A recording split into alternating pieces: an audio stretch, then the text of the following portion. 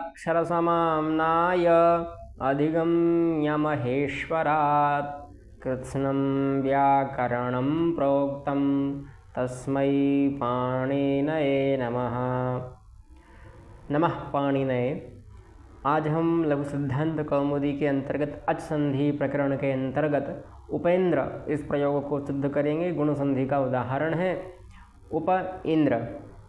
इस प्रकार की स्थिति बनेगी, ठीक है ना। पकारगत अथवा पकारोत्तरवर्ती जो अकार है उस अकार पर कंठस्थानीय जो इंद्र है, इन शब्दों को मिलाएंगे। यहाँ इंद्र शब्द इकार है, यानी इंद्र शब्द का घटक इंद्र घटक ई इकार जो है, इंद्र शब्द का जो इकार जो है वह कौन सा स्थान का है, तो तालु स्थान का। आ किसका है, कंठ स्थान का, और ई तालु स्थान का है। अकुह विसर्जनीयानाम कंठः और इचु यशाणाम तालुः। आप लोगों ने पढ़ा होगा। तो अकुह विसर्जनीयानाम कंठः मतलब अकार का उच्चारण स्थान कंठ है, और इचु यशाणाम तालु इकार का उच्चारण स्थान तालु है।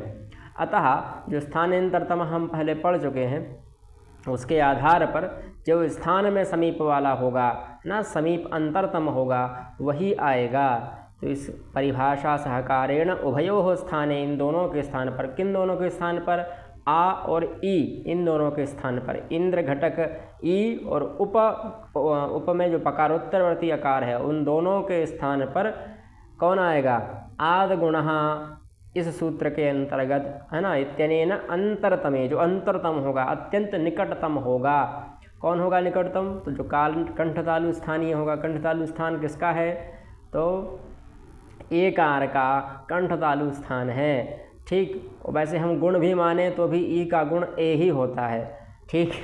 दोनों प्रकार से मान सकते हैं। तो एकारे गुणे कृते अथवा एकारे गुणे सति, पर संयोग करने पर क्या हो जाएगा, तो यह स्थिति बन जाएगी। देखिए हम लिख देते हैं, यह उप था, अब इसमें से आकार गया, बचा ई था, यहाँ आ निकाल लीजिए, इधर ई हो गया प्लस न द्र।